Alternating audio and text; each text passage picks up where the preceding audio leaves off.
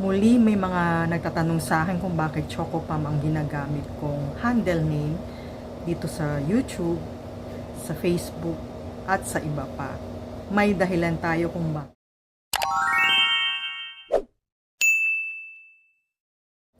Isang masayang araw, hapon at gabi sa inyong lahat, guys. Ano kayong panig ng mundo na ko ngayon? Hello, hello. So yun na nga, guys. Muli may mga nagtatanong sa akin kung bakit Chocopam ang aking ginagamit sa aking handle name dito sa YouTube, sa Facebook, at sa iba pang mga platform na social media na aking. Nasagot ko na dito sa YouTube, nagkaroon tayo ng vlog regarding kung bakit Chocopam ang aking ginagamit. So, ayan, huli natin sasagutin yung tanong na yan. Kasi, yan ay may relasyon sa aking pangalan. Ang tunay na pangalan. Kumbaga parang pinalayaw ko yung first name at saka yung aking apelyido. Aside from that, protection din yan sa atin. Sa ating seguridad. Para hindi tayo ma-scam. Kasi public place nga ito and maraming nakakakita. Buong mundo, ika nga, maraming nakakita sa ating pag-vlog. Sa ating, yon sa Facebook natin, gumagamit tayo ng Reels doon. And syempre, kapag tayo ay gagamit ng mga ganong platform, mga Reels, gusto natin maging vlogger sa Facebook, kailangan i-public natin ang ating account. Gaya dito sa YouTube, kailangan naka-public tayo para makapag-ano tayo ng ating mga viewers. Ganon din sa YouTube, kailangan i-public natin yung ating account para na sa ganon maraming makapanood ng ating mga ginagawang reels, at kung gumagawa man tayo ng mga video, ganon din. So, yun, Chocopam ay at least hindi nila alam yung real name mo. So, security nga, ika nga. And, yun, tamang-tama naman kasi, last week lang may mga, yun, may nagtanong sa akin kung bakit nga Chocopam yung aking ginagamit na handle name. And all of a sudden, bigla na lang, naka-experience tayo ng isang scammer at talagang kinausap natin ito. Pero aware tayo na scammer na ito. So, ikakwento ko sa inyo kung paano nangyari, kung paano kami nag-converse. Pero papakita ko sa inyo guys kung ano yung klaseng pang-scam niya. Yung pinaka ano niya ha, yung pinaka ang tawag nito, yung kanyang pakay talaga. Inano niya sa akin kung ano yung gusto niyang mangyari. So, nag-start ito kasi meron tayong common friend na kung saan ay ito ay aking teacher nung tayo ay elementary days. O di ba, may teacher tayo na kasama sa ating Facebook friends na yon, friend natin, teacher ko bali sa elementary. So yun na nga guys, nagulat ako, may nag-add sa akin na same yung ano, yung kanyang, guys, hindi ko na ipapakita sa inyo kung ano yung itsura kasi para na rin sa safety ng aking teacher sa elementary. Hindi ko napapakita sa inyo yung kanyang pangalan and yung kanyang ano. Ang papakita ko na sa inyo guys yung script ng scammer, kung ano yung gusto niya mangyari. So yun. So yun na nga, teacher ko ng elementary. And then talagang same na same yung kanyang profile account na Facebook doon sa teacher ko. Kinuha rin yung picture ng teacher ko and then ginaya din yung kung anong nakalagay na details doon sa teacher ko, kung ano yung sa about yung saan siya nakapagtapos, ano yung naging trabaho niya. Pero magugulat ka, nakaano siya, parang nakalimit yung kanyang friend list, and then walang naka ano na ang tawag nito, yung timeline, hindi mo makita yung timeline niya. Inad ako akala ko naman teacher ko kasi syempre pag ganon teacher mo, yun, tuwan-tuwa ka dahil uy si ma'am inad ako na friend sa kanyang sa kanyang Facebook account. Ako naman si Gaga, tuwan-tuwa, inad ko naman, inaccept ko yung kanyang yung kanyang friend request sa Facebook. So yun na nga guys, siguro lumipas ang 24 hours, kinabukasan, biglang nag-message sa akin itong teacher ko, Kuno. Sabi niya do sa kanyang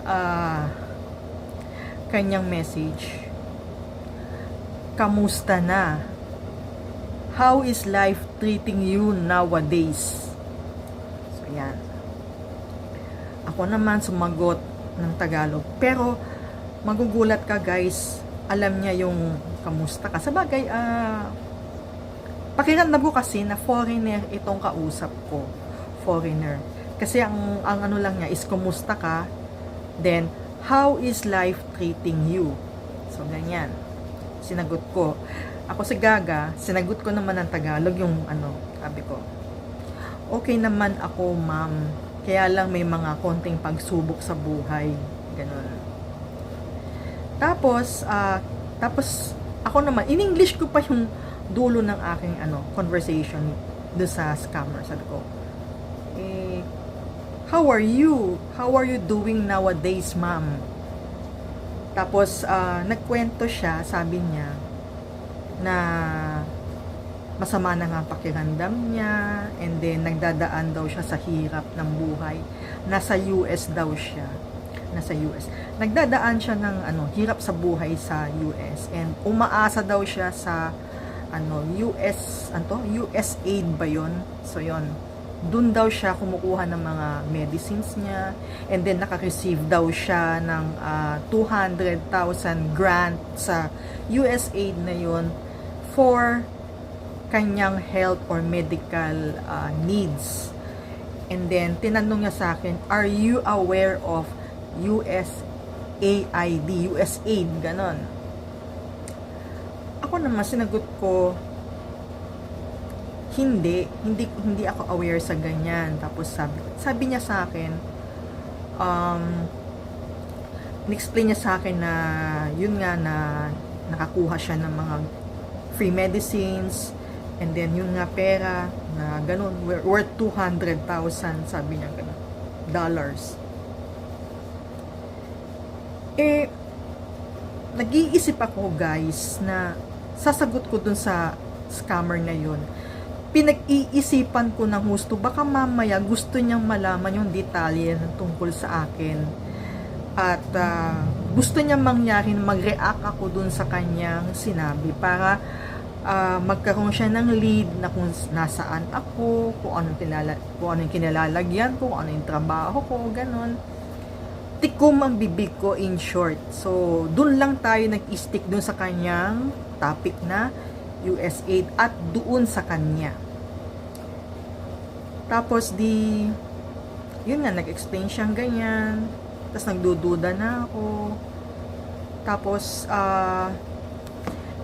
tinanong ko sa kanya kung ilang taon na siya. Kasi ako, alam ko, aware ako doon sa age ng teacher ko kung ilang taon na siya at this point, and alam ko kung ano yung kanyang ang tawag nito, yung kanyang kondisyon. Alam ko yung status niya, alam ko kung ano yung ugali niya, and alam ko hindi niya gagawin yung mga ganong bagay dahil napaka-secretive niyang teacher na yan, at hindi magsasalita yan kung saan siya naroon and kung ano yung mga pinagagawa niya sa buhay. Hindi siya ganon. Kaya kilala ko yung teacher na yon. So kahit may edad na, ano pa rin siya talaga, ganun pa rin, secretive siya. Tsaka hindi manggaganon yung teacher ko. Tapos tinanong ko rin yung teacher kong kuno na scammer, tinanong ko, ilang taong ka na ba? Sabi ko, ilang taon na po ba kayo? How old are you right now? English ko tinanong sa kanya. Siguro tumagal ng ilang oras bago niya ako sinagot. At sinagot niya ako binigay niya sa akin yung birthday. yung year na lang, para hindi ko nasasabihin sa inyo yung birthday, basta yung year na 1944 daw siya na pinanganak, something ganto 1944. Okay, so sige, given na yan. Tapos biglang ito na nga, so andito pala sa message na na-capture ko pala. So yan, sinagot niya ako doon sa sabi niya, I received $200,000 when I applied and I don't have to pay back. No qualifications needed. I actually thought you've heard about already. I think you need to check this out by contacting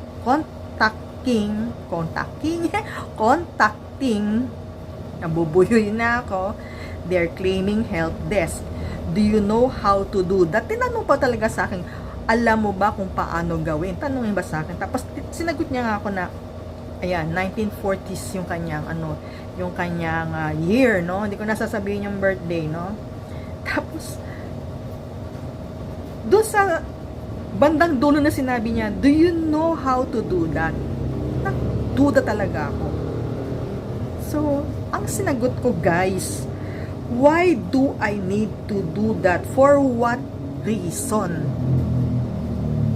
Kasi,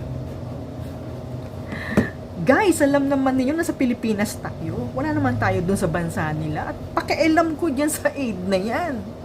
Ang pakialam natin, ayaw nandito sa Pilipinas at hindi doon sa ibang bansa. Kaya tawa ko ng tawa, pakialam ko doon sa tapos tinatakam tayo na nakatanggap daw siya ng $200,000. Ano ba yung may kasabihan na it's so good to be true ba yun? Teka, i-search natin ha.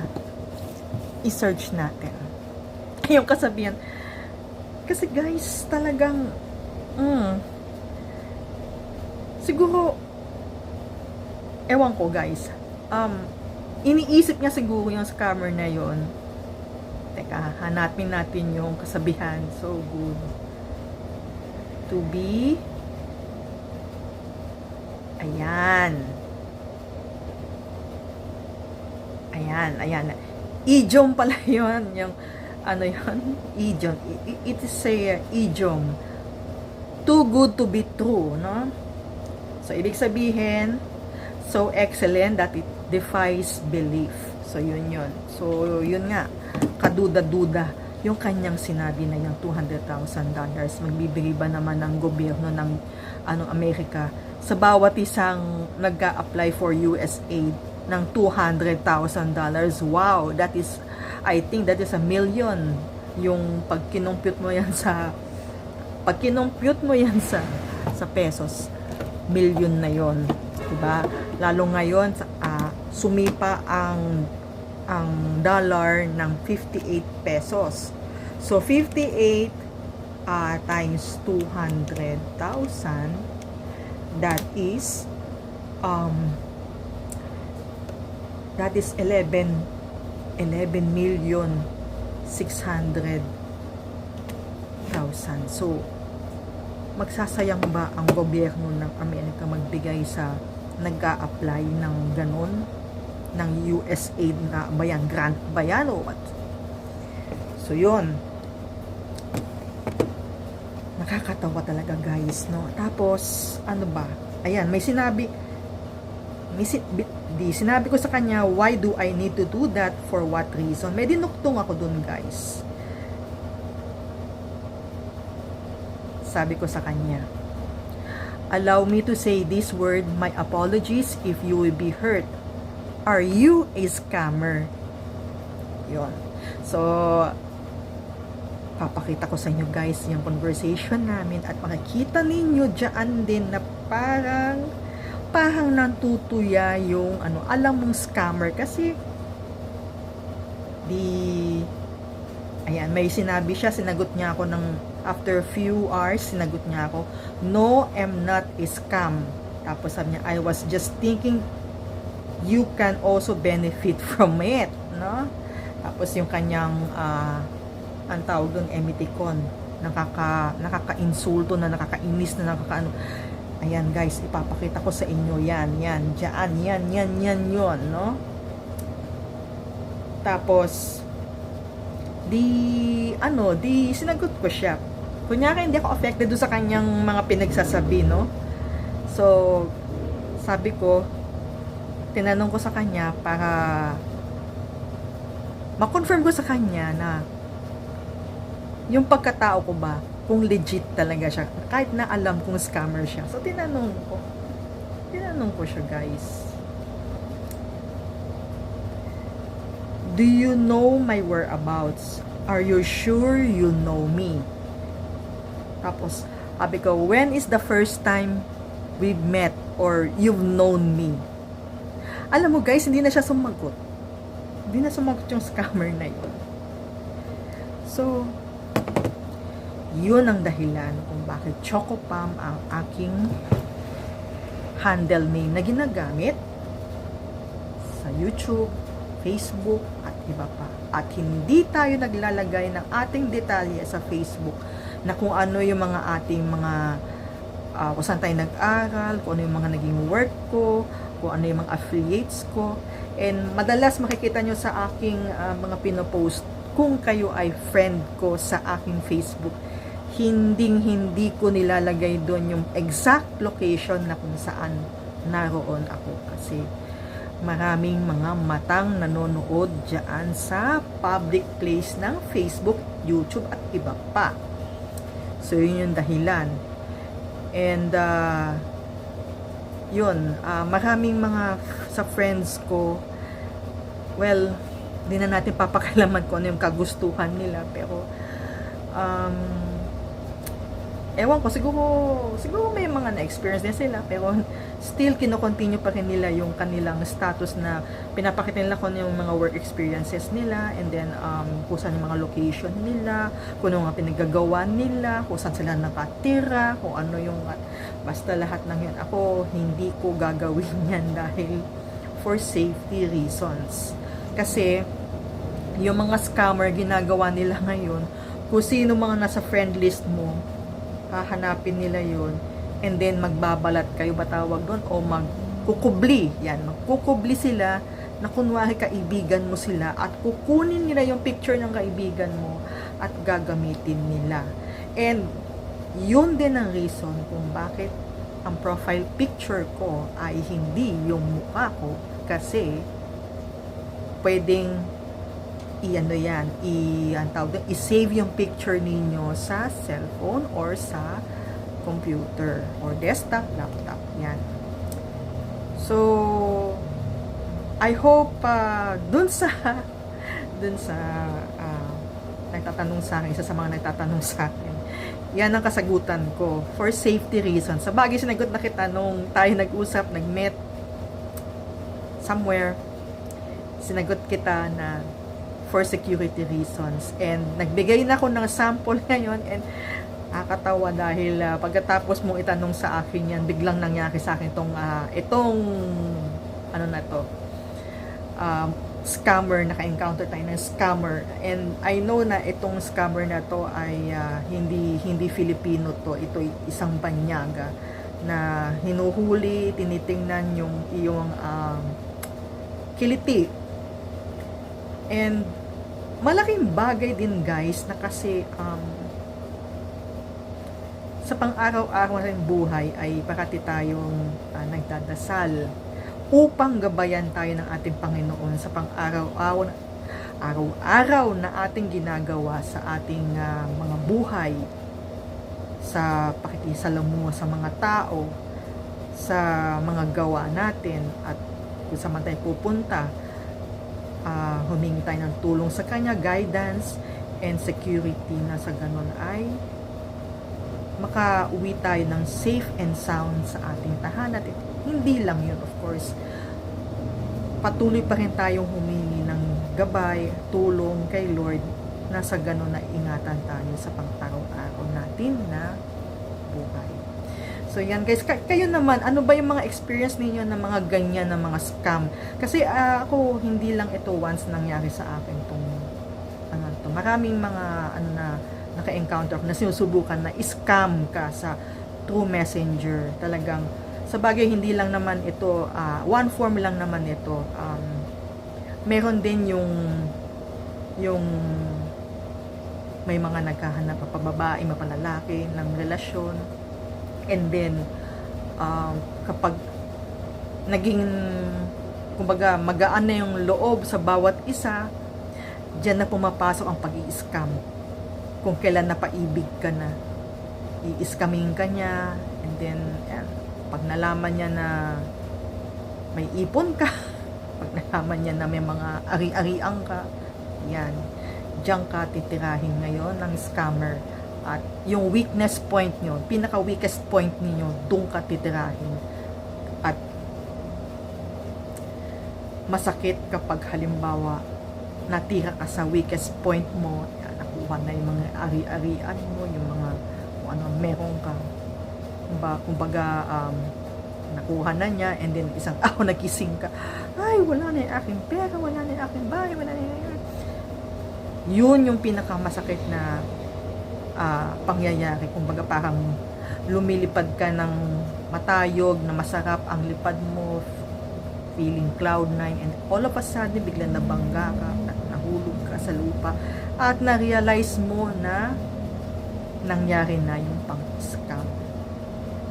So yun guys, kayo naman, anong experience ninyo sa mga gantong klaseng scammer? Ano ba yung mga advice na pwede nyo maibigay sa lahat, kundi lang sa mga manonood, kundi pati sa akin, of course.